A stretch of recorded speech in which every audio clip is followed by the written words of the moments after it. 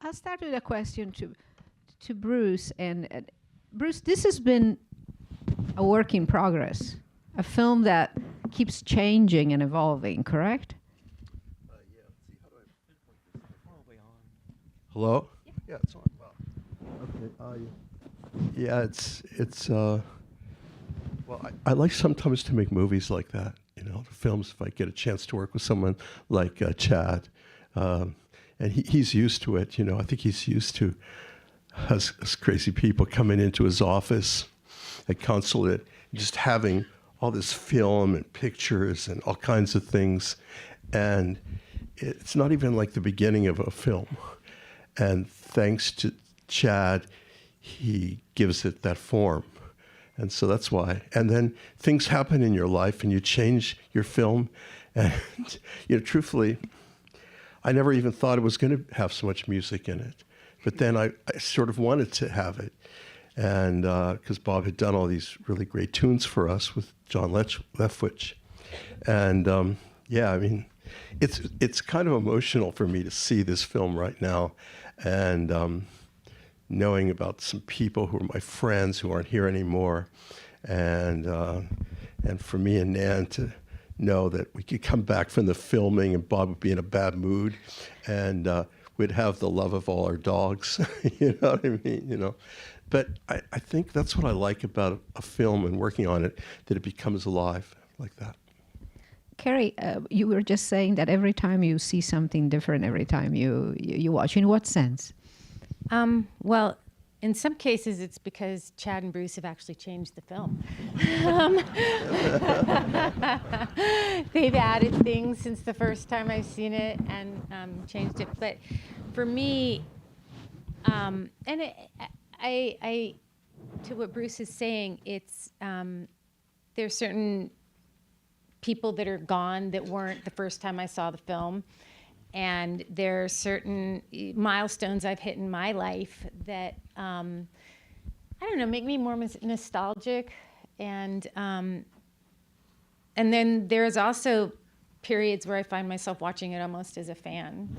I see like a scene from a movie that I hadn't seen in my grandfather's or some work, and I think, wow, he was really good. So I don't know, it's different every time I see it. It's alive. And do you recognize your grandfather in the film? Is that the way you knew me?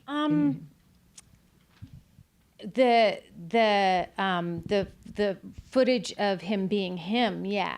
But it's always funny growing up in an industry where you're surrounded by a lot of actors, because sometimes you see people and think, oh, that's Mira or that's whoever, and then with Bob I see it and I don't recognize him at all when I'm watching him work. But that the real life footage, yeah, that's him. And how difficult, Bruce? I understand it was very difficult to convince him to any kind of the interplay with the camera is all about that reluctance. Yeah, he was really very difficult. I went to see him at his house in Santa Barbara. I was doing this thing for Vanity Fair, and I'll never forget. I had to ask him a question, and I was dreading it because Bob was wearing these really strange jeans, that a lot of gentlemen of a certain age wear, kind of really high-waisted, kind of. He's had them, looked like he had them for years. And so I took a deep breath and I said, hey, Bob, could you do me a favor? Then he paused, like a really long pause. And he said, yeah, what?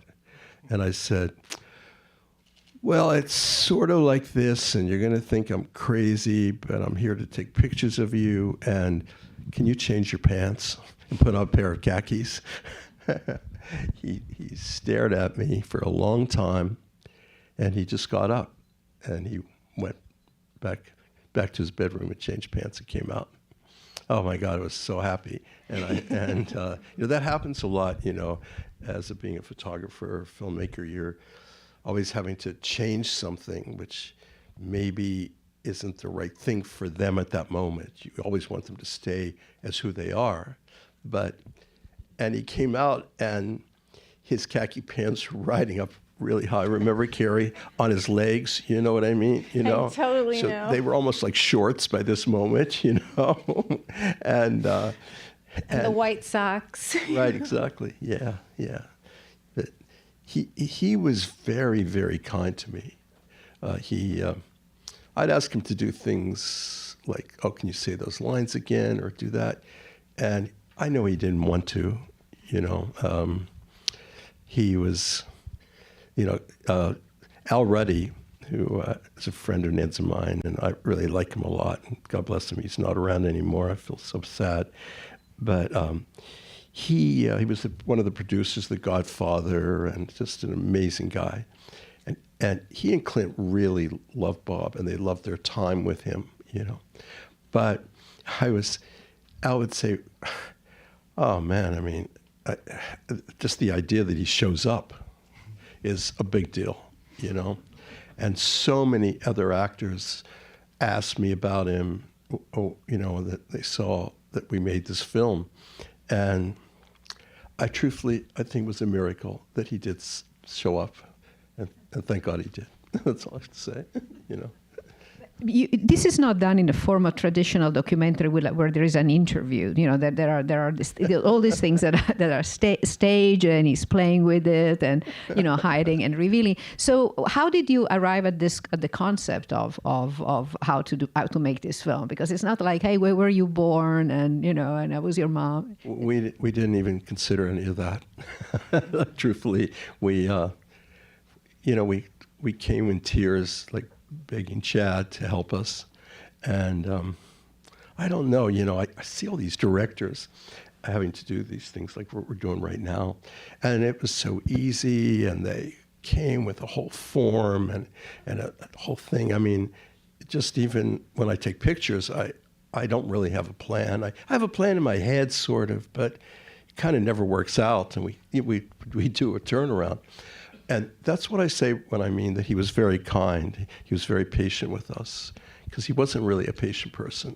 Don't you think so, Carrie? I mean, in a way. Yeah, he was tolerant more than patient. Yeah. Well, when I first met him, he didn't answer the door. Right. And then I said to him, he opens it up, and his glasses were like kind of falling off his nose. And I went, hi. He didn't say anything. I thought, oh my God, what's this going to be? You know, I could see, you know, them calling me from the magazine. Well, how did it go? You know, we always have that as photographers. Like, it's like going back to school in a way when you do these sittings like this, especially with personalities. But Bob wasn't like a personality. He was, as Dr. John says, the real deal.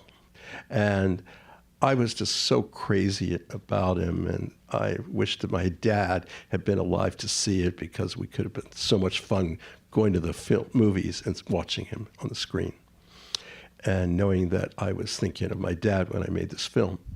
And I mentioned a photographer that worked for Life magazine, and I said, oh, I'm a friend of this photographer's, which I was.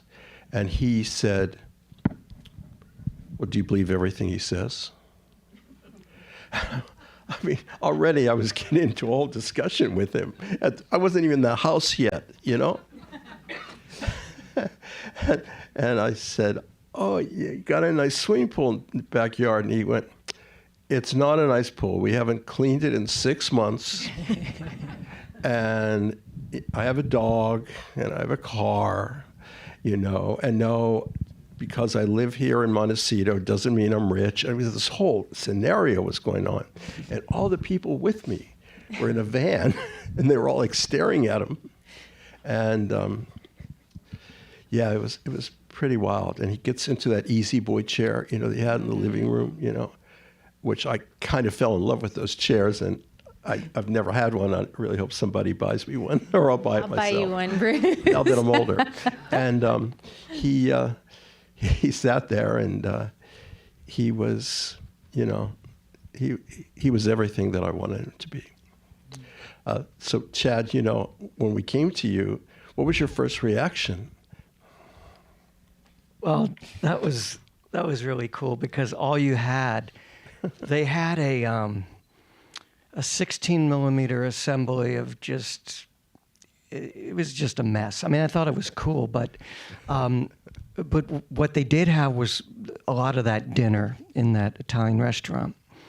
And Nan said to me, "Look, she didn't think there's anything here, and Bruce is wanting to make this movie." And so I thought that restaurant scene was a very interesting map for this movie in a way, because a lot of his personality and his craziness and the way that the photographic style of that room, and it was pretty cool. So I made a little short film about that restaurant at that moment, and they saw it, and I had intercut. Maybe I cut some of his movies into it. I really don't remember, but I do remember that it was really interesting and weird. And I don't know if Nan believed it yet, but Bruce believed it. We kept going, and we literally, like he said, there was really not an incredible plan. But the beautiful thing about you, Bruce, is you know everyone on the planet. So we said, we should, talk about Brenda Vaccaro, and all of a sudden you had that shooting. And so we just surrounded Bob with all the people that sort of enabled him to give us the real deal. And what's beautiful in this movie, I think, is you get to see those pause where he's just completely doesn't want to deal with anyone. Now, that's kind of amazing. Just looking at the guy not wanting to be there, right? Yeah, totally. And yet, when people try to teach you how to make a film, it's so hard because Bob is sort of the anti of that, making a film on him. And a lot of other actors said, well, how did you do it? Or how did it happen? And I said, I don't know. I just really dug him, and I think he really dug me, which was really nice. He was very, he was kind of protective of me, like he was with you, Carrie. And so when I met you, I was so happy to see the kind of person you are. And I know that he really responded to that in loving you. It's funny. One of the other things I noticed watching the film this time is where you mentioned me, among other people, saying he's complicated. After I'd seen this film a few times, I was talking with Frances Fisher, and I was saying, boy... She's one of the two women in the restaurant scene with the actors, one of the two actors. I said, boy, you handled that very deftly. And she said, what you don't see is your grandfather's the reason I'm an actress and why I stayed in Hollywood, because when everyone told me I wasn't pretty enough, good enough, whatever enough, your grandfather's the one that told me to stay and that he would help me and introduce me to people or whatever I needed. And so I thought, that struck me, that conversation with her struck me when I was watching the film this time around, because those are the layers, that you see, the boredom, but the intense interaction and interest at the same time. We have time for a few questions, so raise your hand. There is one there. How long did it take to make the movie? Which time? My grandfather died almost 30 years ago, and there's footage of him in this movie. Well, it was mainly divided in two, Bruce, right? There was two phases. The first part when you shot him, and then when you went back to the footage later. Exactly. And added all this other... I think sometimes, you make a film and you just don't know if you really have anything. And there was such a mystique I had about Bob, and I just wanted people to really enjoy him, He was like the uncle you always wanted to have. I always felt, Carrie, like that he wasn't the best father and the best, husband, but he was a great uncle. And he was a great grandfather. And a great grandfather. I agree with you. And I don't know. I mean, I had amazing experiences with him, and and I think that was what my film was about, and I was happy with that. I mean, we went back and forth, Chad. Do you remember, like, is it right to show him in the bar at the restaurant? And I felt really kind of strange about it. You mean at the end? Yeah, it was hard. Well, it's kind of important, right? Because, look, that kind of a guy doesn't exist anymore, except maybe for the president. But because he's not, like, we don't really see that guy anymore. Like, I'm thinking about Raleigh looking at this movie. She says, what's he talking about? But that's really the deal. We just kind of, so whatever he did, I think we just, I feel we cured it though. If we showed him being just a jerk, I think he redeems himself some ways. You get to see it also in the movies that he played in. One of the things that I think happens in documentaries, correct me if I'm wrong, but you see sides, especially as a family member watching it, you see sides as someone that you've spent your whole life protecting from the public, because that's what you're taught when you're raised in a family with notoriety, is to circle the wagons. And for example, when after he's singing with Marianne and he says, or was it Ricky, and he says, too Jewish. And it was like, oh my God, I've spent my whole life telling people he wasn't an anti-Semite. But, and the reality is, like, one of his best friends was Sammy Davis, and Sammy used to always say to Bob, and this is a quote from Sammy, not me, but it's like, Bob, I'm a one-eyed nigger Jew, and that was like, I actually wear a Star of David that Sammy gave my grandfather around my neck. And,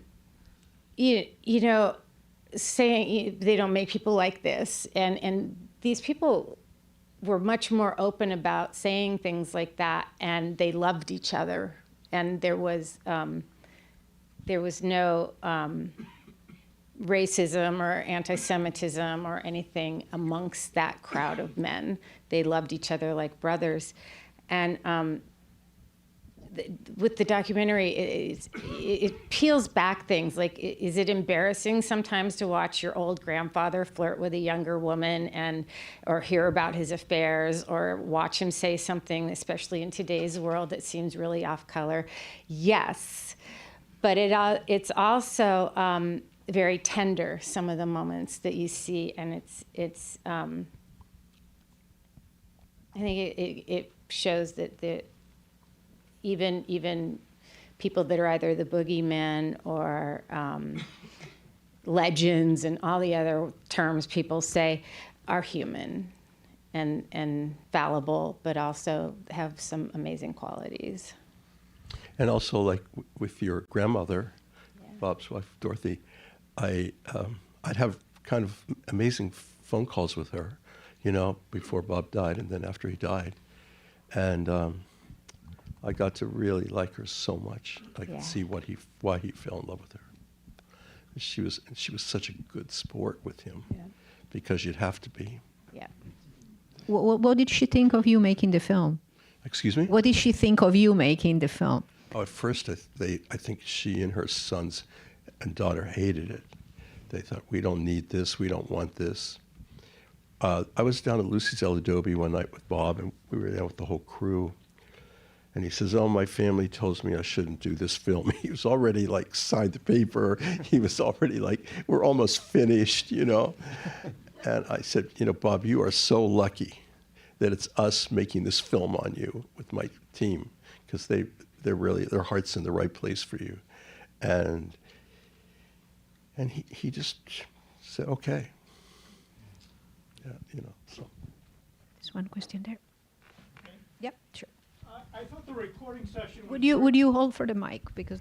Oh, I'm pretty loud, but sure. I thought the recording session was very revealing in terms of his standard when he had work to do. It was so much a counterpoint to the I won't say awkwardness, but when he was just being sort of interviewed. But when he was concentrating on those recordings, you could almost see a switch flip. And I was wondering when that thread came into the movie about actually filming that recording session. Oh, go ahead, Jess. Yeah, I think that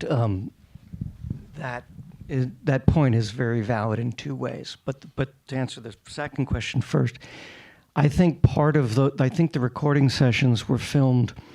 I don't know that you knew exactly that was going to be in the movie. I don't know, and I think that's what I did. I integrated some of those recording sessions with that dinner, just to experiment to see what would happen, and then realize, to your point, that when you see him in the recording studio, you realize also that there's a vulnerability that you never saw of this guy in Hollywood, because this guy in Hollywood is a tough guy, and even in a lot of this movie, you'd never see his feelings.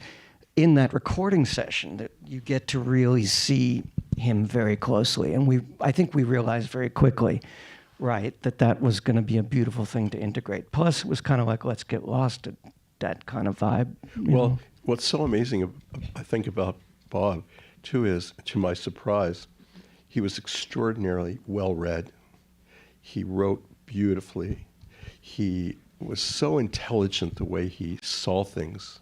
And, Carrie, I mean, it was amazing. I was shocked, because most guys like that aren't so vulnerable and sensitive, But he really was. He was really the most sensitive, tough guy I ever saw. In fact, I don't think he was so tough, truthfully.